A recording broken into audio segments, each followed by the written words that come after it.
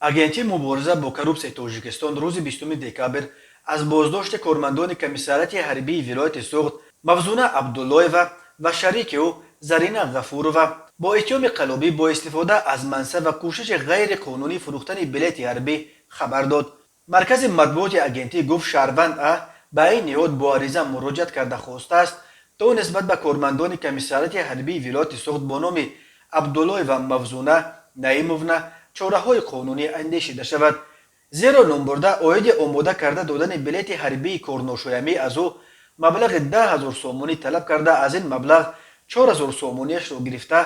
боқимонда 6 000 сомонии дигарро талаб карда истодааст. дар натиҷа зимни гузаронидани чорабиниҳои оперативии тафтишотӣ аз тарафи кормандони агентӣ абдуллоева мавзуна наимовна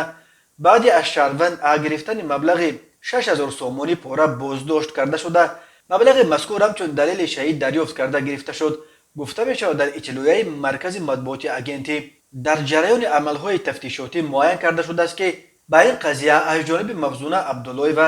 талаб карда гирифтани 10 000 сомонӣ пора инчунин шаҳрванд ғафурова зарина ибрагимовна низ алоқамандӣ дошта бино ба иттилои агентӣ номбурдагон маблағи тасарруфкардаро ба манфиати шахсияшон сарф намуданд. дар ин робита нисбат ба абдуллоева мавзуна ва ғафурова зарина бар асоси моддаи 247 қисми 2 бандҳои Б В Г кодекси ҷиноятии ҷумҳурии Тоҷикистон бо иттиҳоми қаллобӣ бо истифода аз мақоми хидматӣ ки боиси расонидани зарари ҷиддӣ ба шаҳрванд шудааст парвандаи ҷиноятӣ оғоз карда шуда тафтиши пешакии он идома дорад. ба онҳо бар асоси ин банди қонун ҳамчун ҷазо ҷарима ба маблағи аз 365 то 912 нишондиҳанда барои ҳисобҳо ва ё аз 2 то 5 соли зиндон таҳдид мекунад. назари худи абдуллоева ва ғафурова ва ё адвокату наздикони онҳо ҳанӯз дастрас нашудааст. фурӯши билетҳои ҳарбӣ дар баробари дигар роҳҳои халосӣ ҷустан аз хидмати ҳарбӣ яке аз арсаҳои аз ҳама фасодзада дар Тоҷикистон боқӣ мемонад. ҳар сол ҳазорон нафар аз ҷавонони синну соли хидматӣ барои раҳоӣ аз хидмати ҳарбии ҳатмии дусола кӯшиш мекунанд ки ба кормандони комиссариятҳои ҳарбӣ ва афсарони қисмҳои низомӣ пул дода